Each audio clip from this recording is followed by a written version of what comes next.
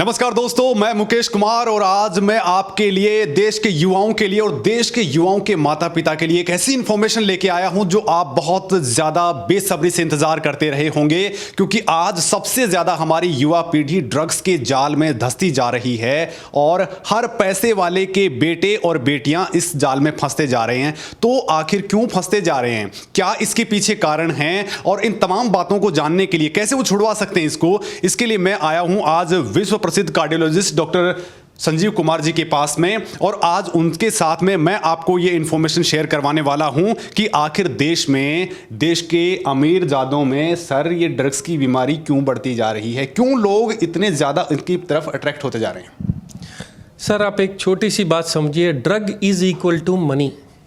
जितना ज़्यादा पैसा आपके पास है और जितना ज़्यादा पैसा आप अपने बच्चों को दोगे उतनी ज़्यादा ड्रग की लत लगेगी। मैं आपको एग्जांपल देता हूँ। अगर आप एक बच्चे को 10 रुपये दे के बाहर भेज दीजिए मार्केट में, तो वो एक टॉफ़ी खरीद के लाएगा, चॉकलेट खरीद के लाएगा, उसके अलावा कुछ नहीं खरीद सकता। अगर आप उसको 5,000 रुपये दे दीजिए तो वो बाहर जाएगा, शराब पिएगा, पार्टी करेगा, घूमे घामेगा, कुछ सामान खरीदेगा, वापस आ जाएगा। पर अगर आप उसको 50 लाख रुपए दे दोगे तो दुनिया में वो चीज़ मिलती है जो लीगल नहीं है। अननेचुरल पैसा अगर बच्चों को दिया जाए तो सबसे पहले दे गेट एक्सेस, चाबी to this things called drugs. मतलब ये है कि शाहरुख खान ने खुद अपने बेटों को बिगाड़ा है। और सर ऐसे लोगों के साथ में ये क्यों सर इसके जाल में फंसते जाते हैं, पहले तो मैं उसके बारे में बात करूंगा आपसे। तो ड्रग्स अगर आप बोलिए तो ये एडिक्शन है। हम वो सारी जो केमिकल्स हैं जिससे मरीजों का इलाज करते हैं, हम उनको ड्रग्स बोलते हैं।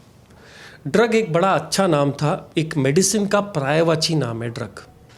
होता क्या है कि ये जब दवाइयाँ यूज़ की जाती हैं पेन किलिंग में, तो आदमी को अच्छा महसूस होता है। जब बॉडी को अच्छा महसूस होता है तो बॉडी बार बार उसी चीज़ को मांगती है। यहाँ से सर्कल स्टार्ट होता है एडिक्शन का।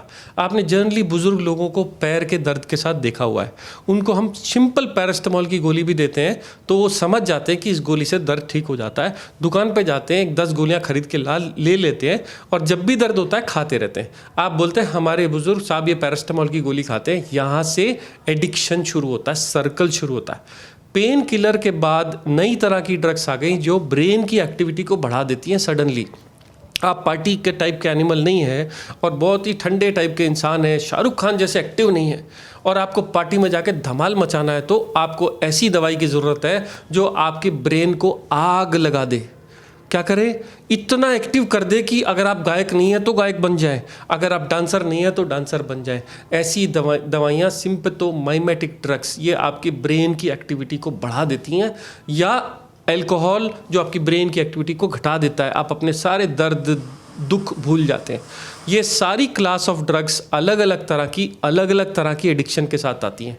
जितनी ज़्यादा महंगी पैसा खर्च करोगे उतनी ज़्यादा एडिक्शन होगी, उतना ज़्यादा आपके शरीर को वो ख़राब करेगी। तो अलग अलग ड्रग्स के अलग अलग इफेक्ट हैं। ये एक्चुअली दवाइयाँ हैं, ये एक्चुअली अनास्थीसिया देने वाली दवाइयाँ, दर्द ख़त्म करने वाली दवाइयों के मॉडिफिकेशंस हैं जो कि डॉक्टर की कलम के साथ ही देने चाहिए, बीमारी की वजह से ही देने चाहिए।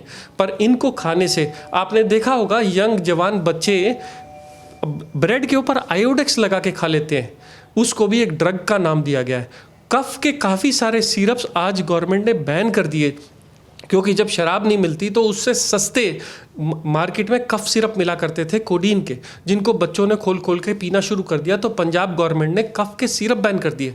अब हमें प्रॉब्लम यह है कि अगर किसी मरीज का इलाज करना है तो अगर ऐसी ड्रग्स बैन होने लगी तो हम इलाज कैसे करेंगे। पर जो जायज़ नहीं है, अगर अमीर ज़ादों के बच्चों को इतने पैसे दिए जाएंगे तो ये कहानियाँ आप सारी ज़िंदगी सुनते ही रहेंगे। सर अभी इस पे आता है मसला कि ड्रग्स और फिर जो मेडिसिन आप देते हैं, चूंकि वो भी ड्रग्स ही होती हैं, तो इनमें बेसिक फ़र्क क्या है सर? सर जो तो लीगलाइज्ड है, आप मॉर्फिन देखिए, मॉर्फिन, अफीम, जब ये मार्केट में बिकती है बगैर किसी लाइसेंस के बिकती है, जब ये बाहर बगैर सरकारी, बगैर मेडिकल, बगैर नापे तोले मिलती है तो इसको हम ड्रग बोल देते हैं। अगर यही मॉर्फिन इंजेक्शन के फॉर्म में आती है और एक मरीज के पैर के सर्जरी के टाइम हम यूज़ करते हैं इंजेक्शन मॉर्फिन, तो यही हमारी मेडिसिन हो जाती है, जान बचाती है। आप अपनी चीज़ से अपने आप को ख़राब कर रहे हैं तो उसको ड्रग बोलेंगे। अगर आप उससे अपना इलाज डॉक्टर के हाथ अपनी सही कराने के लिए कर रहे हैं तो उसको दवा बोलेंगे, अनास्थीसिया बोलेंगे। तो तय ये करना है कि आप इसको किस तरह से यूज़ करना चाहते हो। सर अब आता है मसला कि अभी आपने शाहरुख खान के बेटे का केस देखा, तो सर ऐसे जो लोग हैं वो ड्रग्स के साथ में पकड़े जाते हैं, इलीगल ड्रग्स के साथ में, उनके साथ में वास्तव में किया क्या जाना चाहिए? सर ये माफिया सिस्टम जो है ये पैसे के ऊपर, जनरेशन के ऊपर चलता है, क्योंकि वही लोग ड्रग अफोर्ड करते हैं। कभी आपने गरीब को ड्रग लेते नहीं देखा होगा। गरीब की ड्रग की नाम अलग रहती है, शराब, तंबाकू, ये चीज़ें थोड़ी कम लेवल की हैं। जैसे जैसे पैसा बढ़ता है ड्रग की खराबियत और ज़्यादा बढ़ जाती है। इसको ख़त्म करने के लिए सबसे पहले जैसे लीगलाइज सिस्टम है, जैसे कोई भी मेडिसिन बगैर किसी प्रिस्क्रिप्शन के नहीं मिल सकती, या जो ड्रग एडिक्ट्स हैं जिनको सेंटर में जा कर के हल्के हल्के डोज कम करनी है वो डॉक्टर के सिग्नेचर से और लीगल मेडिकल सिस्टम से ही मिल जाता है। तो हमें अपनी लीगल मेडिकल सिस्टम को बहुत स्ट्रेंथन करना पड़ेगा। अगर खुलेआम मार्केट में ऐसे दवाइयाँ बिकी जैसे इंडिया में ऑन द काउंटर बिक जाती हैं तो ये ड्रग्स बाहर नहीं जा सकती दुनिया से, ये हमेशा रहेंगी। दूसरा, हमारी पुलिस और प्रशासन को इतना स्ट्रिक्ट होना पड़ेगा। जैसे आप देखिए सिंगापुर जैसा देश जो पहले ड्रग से इतना बेहाल था और इतना गरीब था, जिसके पास कुछ नहीं था, आज वो डेवलप्ड वर्ल्ड के अंदर आके खड़ा हो गया। क्यों? क्योंकि उन्होंने सजाई ऐसे रखी है कि अगर उन्होंने there is no policy that they don't even listen, drugs सुन लिया तो वो लोग सीधा सूली पे चढ़ा देते हैं। उनका रूल्स इतने स्ट्रिक्ट हैं। मैं आपको एक कहानी बताता हूँ सिंगापुर की, कि एक बार एक ट्रेन जब स्टेशन पे आके खड़ी हुई तो उसके दरवाजे बंद नहीं हुए। पता किया गया तो वो ट्रेन 5 मिनट लेट हुई। सबसे पहले शासन ने माफ़ी मांगी कि हमने एक ट्रेन को 5 मिनट लेट होने दिया। जब उनकी रिपोर्ट आई तो पता लगा किसी बच्चे ने या किसी ने शरारत के तरीके से एक च्युइंगम को एक सेंसर के ऊपर चिपका दिया था, जिसकी वजह से ट्रेन लेट हो गई। सिंगापुर ने च्युइंगम को बैन कर दिया।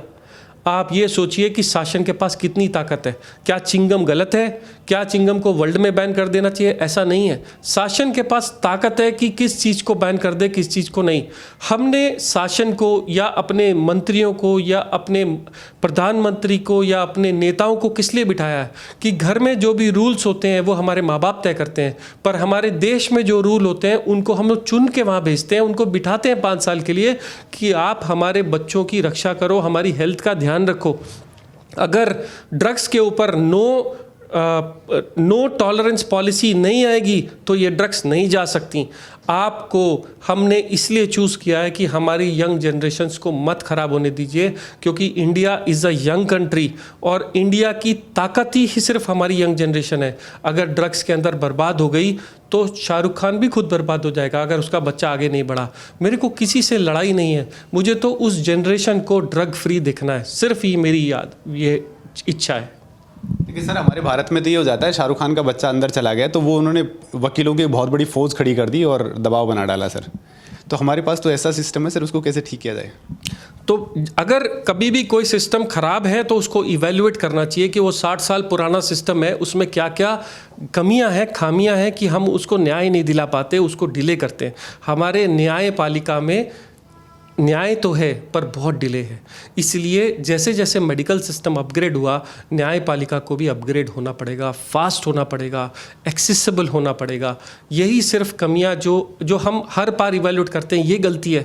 क्यों ये वकील पहले किसी अच्छा वकील है? क्योंकि उसने सारे पेज जानता है, वो जानता है इसको कैसे करके मोड़ सकते हैं। अगर उसने आपको मोड़ा तो आप उसी वक्त वो रूल को पलट दो कि ऐसा मोड़ा ना जा सके। होता क्या है, इतने डिले हो रहे हैं सिस्टम में कि हमारे इंडियन सिस्टम में लोग क्यों नहीं काम करना चाहते? क्यों बाहर से आके लोग पैसा नहीं लगाते? क्योंकि हम अपने सिस्टम्स को सशक्त नहीं करते। हमको सब मालूम है पर हम उसको क्लियर नहीं करते, बेटर नहीं करते। आपने देखा होगा कि आपकी अपनी पर्सनल कोई इंडस्ट्री है, उसमें कोई चीज़ ख़राब है तो आप इमीडिएटली बदल देते हो। गवर्नमेंट सिस्टम है, बदल ही नहीं सकते। इसलिए हमारे सिस्टम्स को इम्प्रूव करना पड़ेगा, न्यायपालिका को भी इम्प्रूव करना पड़ेगा। सर अभी ये जो देश के अंदर फैलता जा रहा है, और सर बड़ा सवाल ये आता है कि जिनके बच्चों में गड़बड़ आ गई है, अब वो उन बच्चों को कैसे रोकें? माँ बाप के सामने जो संकट आता है सर, वो कौन से मेडिकल के कौन से तरीके हो सकते हैं जिससे वो रोका जा सके? सर अगर घर का तरीका पूछे तो मैं उससे बोलता हूँ शर्म। पुराने ज़माने में अगर कोई गलती भी करता था तो माँ बाप के सामने हिम्मत नहीं करता था, घर के अंदर हिम्मत नहीं करता था, बाहर जाके करता था जो करता था। एक शर्म और लिहाज आज की जनरेशन के अंदर चला गया है। बाप के सामने बैठ करके शराब पी लिया और आपने एक्सेप्ट कर लिया तो वो शर्म हमेशा के लिए चली गई। शर्म लड़कियों में ज़्यादा रहती थी, लड़कों में कम रहती थी, इसलिए लड़कियां कम बिगड़ी।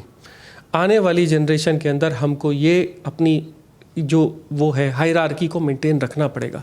बाप की और माँ की शर्म बच्चों की नज़र में नहीं जानी चाहिए। दूसरा, हमारे न्यायपालिका सिस्टम को इतना पावरफुल होना होगा, हमारे पुलिस सिस्टम को इतना पावरफुल होना होगा कि कोई गलती करने की गलती से भी ना सोचे।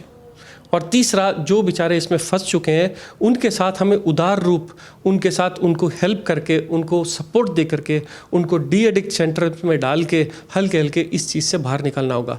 माफ़ी या केस जीत जाना कुछ नहीं है। केस जीत करके फिर वही गलती करते हैं लोग और फिर उसी में जाके फंस जाते हैं, फिर वही वकील आ जाते हैं, फिर वही शाहरुख खान आ जाता है। अगर बच्चे को कोर्ट केस में जिता के आपने छुड़ा भी लिया तो फिर वो वही गलती करेगा। सुधारना उसको अंदर से था।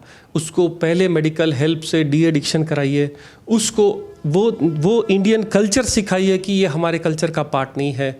उसकी प्रॉब्लम्स बताइए रादर देन उसकी हेल्प। एज अ फादर आपने उसकी हेल्प करी, एक्सेप्टेबल है, बट एज अ एक्टर अगर आपने उसकी हेल्प करी, पैसे दिए या सिस्टम को तोड़ मतोड़ के उसको बाहर निकाल लिया, आपने उसके खिलाफ काम किया, क्योंकि कल वो कोई लेसन के साथ वापस नहीं आया। अगर लेसन के साथ वापस आया होता तो आपकी जीत है, अगर वो लेसन के बगैर वापस आ गया तो वो आपकी हार है। बहुत बहुत धन्यवाद सर। तो आप किस तरीके से अपने परिवार या उनसे जुड़े हुए लोगों को इस समस्या से उबार सकते हैं, वो डॉक्टर संजीव कुमार जी ने हमारे साथ में शेयर किया है, और आप भी इस इन्फॉर्मेशन को ज़्यादा से ज़्यादा लोगों तक शेयर करें। धन्यवाद।